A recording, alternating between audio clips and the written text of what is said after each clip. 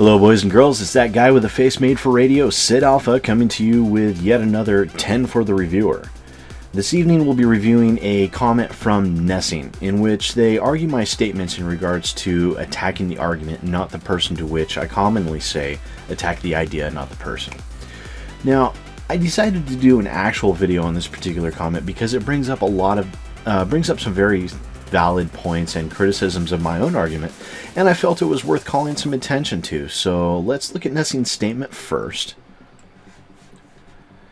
And Nessing says, attack the idea and not the person, in parentheses, messenger. Idea or ideas originates and are carried out by the persons. Shall the audience or the receiver of the message not question and look into the character of the messenger if the message was akin to the sky is falling?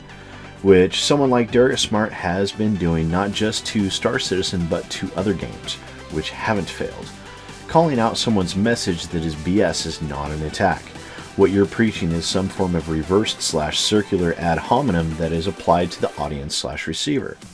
Example. The Grand Wizard of the KKK just declared that all black people love fried chicken.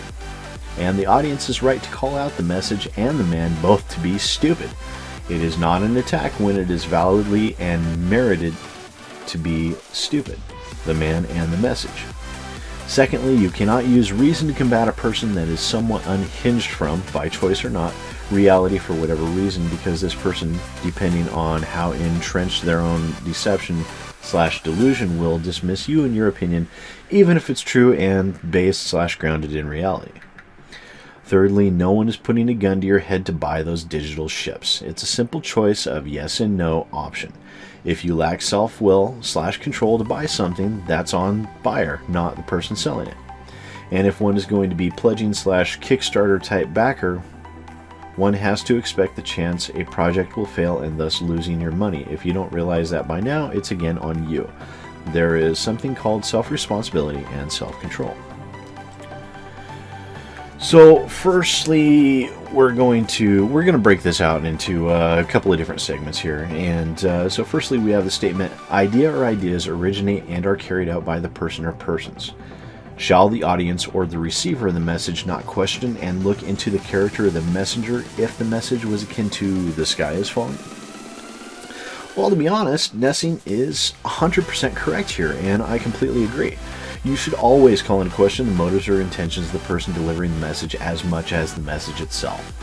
If a seemingly benign public intent is to protect people, you have to ask, what does this person get out of it? Could they be using this as a platform for their own ends? Now me, I do have a vested interest in consumer protection. You guys are all consumers and you're my viewers. If I steered you wrong, then any faith or goodwill I might have garnered would be destroyed, and there would be no trust there. I'm not looking to sell anything to you or expect anything more from you than the hopes that you'd be kind enough to subscribe, share with your friends, and maybe turn off your AdBlock Plus. I don't know, I might try and sell you a t-shirt if I, ever hit 500,000 subs. Now, that's, again, if I'm ever fortunate to become that successful. I make no illusion that probably won't ever happen, but a person can still keep their fingers crossed. You never know. Now, Nessing also stated, calling out the message that is BS is not an attack. Again, you're absolutely right, and that is basically what I've been saying all along. Call out the message. I've just been phrasing it a little bit differently, and I think perhaps that might be some of where the confusion is going on here. I'm saying attack the idea, not the person, when I should be stating attack the message, not the messenger. I think that might be actually a better way of stating it. Now, Nessing goes on to say, what you're preaching is some form of reversed/circular ad hominem that is applied to the audience/receiver. Example, the Grand Wizard of the KKK just declared that all black people love fried chicken, and the audience is right to call out the message and the man both to be stupid. It's not an attack when it is validly and merited to be stupid, the man and the message. Now, here I have to agree with, but only in part. Not completely. Yes, what I'm preaching is matched to the audience or receiver of the message. Much the same as Derek Smart is aiming his message to the public, the easiest and most effective rebuttals can be configured the same way. Now, a lot of people would ask, why would you design an argument directed at the audience? Well, Because in situations like this, where no real proof either way have been provided to any of us in the public, what's left is opinions. And a public format with no followers with which to express those opinions fades into obscurity faster than you can blink. Nessing's example is, at its core, essentially correct. Now, however, I feel this example is about as properly conveyed as one of my normal arguments, which is, to be blunt, not really well phrased at all. Basically, the argument can be boiled down to this. KKK person states, all black people love fried chicken. Crowd rebuttal, you're stupid. And it's not an attack because the you're stupid statement is obviously true and should be self-evident to everyone on planet Earth. Brilliant statement. I'm sure the KKK person will take their ball and go home now. So, for the sake of argument, let's attack the idea instead of the stupid KKK person. Okay, so KKK person. All black people love fried chicken. Me. What evidence do you have of this? KKK person. I have statements from inside sources. It's a fact that they all love fried chicken. Okay, prove to me what you're saying is true. Show me your supposed facts, in quotes, that you claim to have. Wait, what, you can't? Now, how can we believe you? KKK person. It's a fact, and if you would stop to listen for even half a moment, you would understand. But you can't see anything except for the bucket of delicious KFC stuck directly under your nose. Me? Alright. Butt up or shut up then. Show me the facts, or admit that it was a blind statement with no basis in reality beyond your own slanted opinion. You see where I'm going with this. Continue down the road, and everyone who gets wind of the argument at all will realize very quickly how full of shit the KKK person was, and that they had no facts to produce, and they were simply pissing on everyone's Cheerios for the simple reason of pissing on everyone's Cheerios. The public format that feeds their argument will begin with will erode into nothingness, and, with nothing to fuel their fire, they'll be left impotent and toothless with no one to listen to and no one to believe in them. Simply calling someone names, though, without actually combating the argument, as so many people tend to do, serves no real purpose at all but to fuel the individual they're attacking, and allows them to make statements that their opposition simply can't refute. What they're saying and are, they're reduced to name-calling and incapable of any other recourse.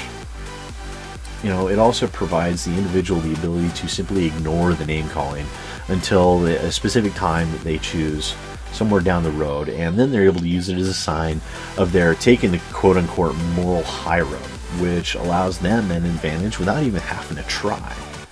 Now, that is the reason why I constantly tell people to attack the idea.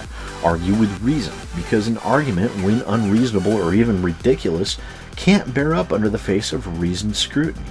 A well-versed and thought-out argument, backed up with verifiable facts, will trump rumor-mongering and falsehoods every time, and will always, always be far more effective than simply calling someone a hateful slur.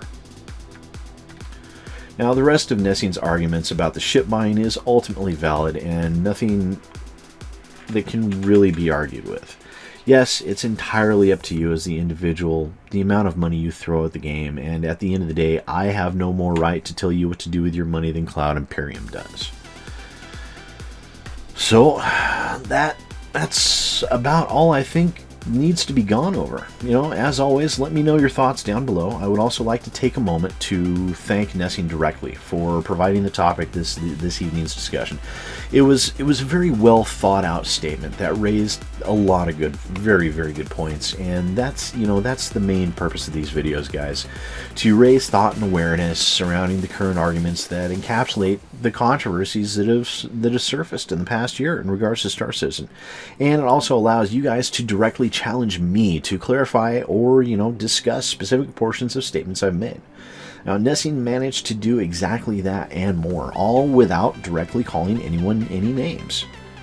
Now, don't you think that Nessing's argument here sounded much more convincing than if they were to simply call me a moron or some sort of other pejorative that might call into question my gender or sexual preference? I think so. I think Nessing did a fantastic job, and man or woman, boy or girl, whichever, I salute you, Nessing, for doing such a fantastic job, and thank you for being a good sport, and not hating me in advance for using your argument as a focus of a video here. But that's, I think I'll simply leave you guys with that. So once again, this has been the guy with a face made for radio, SidAlpha. Thanks for watching. I love you, and I'll see you next time. Hey folks, SidAlpha here. If you enjoyed this video, please remember to like, subscribe, and share. If you want to check out some other First Impressions videos, feel free to click on the link on the left. If you're interested in staying more up to date with what's happening in the PC gaming community, feel free to click on the link to your right. The subscribe button is down at the bottom. Please show your support and punch that evil thing as hard as you can. And once again, thanks for watching. I appreciate it.